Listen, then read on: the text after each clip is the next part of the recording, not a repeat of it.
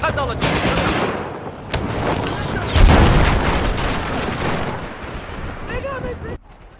everybody, I Eat Rocks here, and I finally did it. I came back and played some more Battlefield 4, and as you can see in that first little clip, I didn't have the warmest welcome ever. But that's really not the game's fault in the most part. I was really rusty. I actually hadn't played this game in over 3 weeks, which is just about the longest I've gone without playing any Battlefield game since, let's see, November of 2012, which seems like a very long time ago. I was playing Titanfall beta all last week, really enjoying that, and before that I had just kind of taken a break from Battlefield 4. I was just kind of frustrated with all of the little problems in the game, and I'm glad that I did it, because coming back, it was nice. You know, it helped me to kind of get a better handle on appreciating Battlefield for what it is, and trying to not hold things against it that it's not really trying to do. So I mentioned that I was rusty, and I started out playing some team deathmatch and some domination just to kind of get my sea legs back, because my shot was all over the place. I actually had to up my sensitivity because I was used to that more twitchy play in Titanfall, and my movement wasn't very well, and I just wasn't playing very well at all. So I spent quite a bit of time just playing and trying to get the fundamentals back, and I'm glad that I did, because after doing that, going back into Conquest, which you'll see some gameplay of here in a bit, it felt a lot better, and I felt like I could be a lot more effective team player having done that.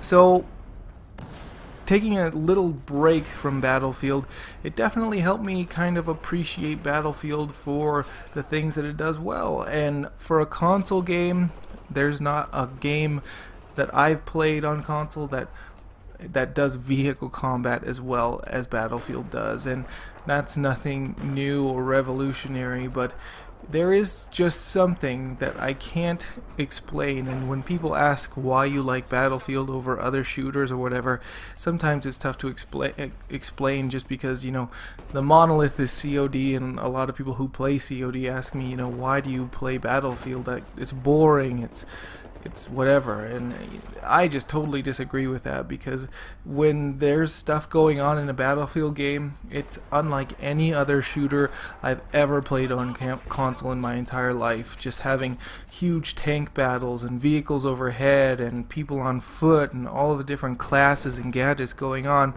it's really incredible, and it's fun. And there's a certain spectacle to it that you just don't get in any other game. And so, you know, that's a big part of why coming back has been so good. And it's funny, I've always liked, well, I haven't always liked Battlefield. The first Battlefield I ever played was Battlefield 3, and the thing that I liked most about it was actually the gunplay. I thought that the recoil was cool, that you had to learn to manage the recoil to be good with the different guns and how they all handled differently. And, you know, coming from playing COD before was, well, actually I played Halo a lot before, but COD is the, you know, modern military shooter. It was kind of felt like playing with squirt guns, in that you just, you know, point at the enemy and pull the trigger until you run out of bullets, and if they're down, they're down. And I thought it was really cool that Battlefield had, you know, the bullet physics that it does and bullet drop and all that stuff, and I still think that's cool. But I think that after spending the time with Battlefield that I have, it's actually the vehicle play that I can say, oh yeah, that's definitely what sets Battlefield apart from any other shooter. So it was good to get back and play and get in those vehicles and do that. So yeah. But the problems that this game has, I've been thinking quite a bit about a lot of them, because as we've gone through patches and whatnot, we've seen some problems get better. Specifically, that black screen after spawn is so short now, I could hardly believe it. It was great. That was an excellent change. Very happy with that. But you know, there are issues with this game that I'm coming to the point where I just don't see them ever getting fixed. And it's kind of tough when you're at that point with a game that you like, that you enjoy, that you've looked forward to for so long, to kind of start to just say, okay, this is just the way that this game is going to be. And the problems that I'm thinking about most are geography hang-ups. The things that drive me crazy are trying to shoot people in fallen buildings. It's kind of a crapshoot. Most of the time you don't have a problem, but there are a lot of invisible walls in there that you can't shoot through. And I've gotten killed a lot of times trying to shoot enemies through walls that I can't see, and then get flanked because you're on the mini-map at that moment. So those problems, I don't think they're ever going to get fixed. I don't think that they will ever be patched. And the netcode, I don't know if it's ever going to be as good as I would like it to be, and that's a bummer. It's not the one-hit kill thing. I think makes everything feel worse, because when I play Battlefield 4, I kind of just feel like there's just a weird fuzz and like a static going on in the game that you can't really account for. And it drives me crazy a lot of times, because you feel like you have somebody, you're shooting at them, and then you're instantly dead.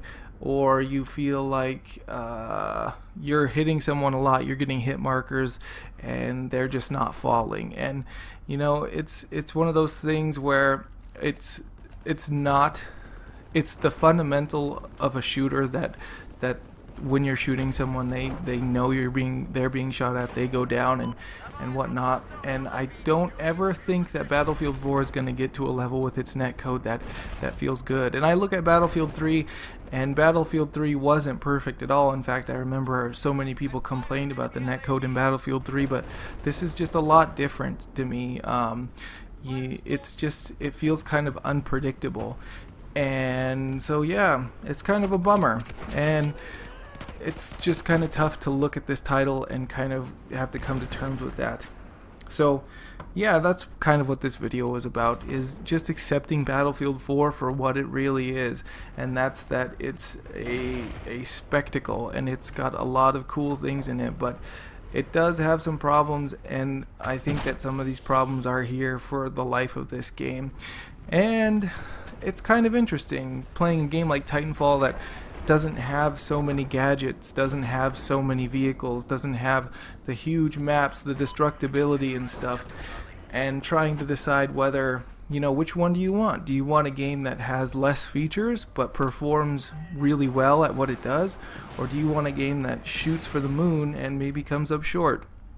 And I don't have a great answer for that. I think that I applaud the people at DICE who push the limits and try to do new things with Battlefield 4, and I hope that they continue to make progress on the way that this game plays, but I think maybe they pushed it just a little bit too far.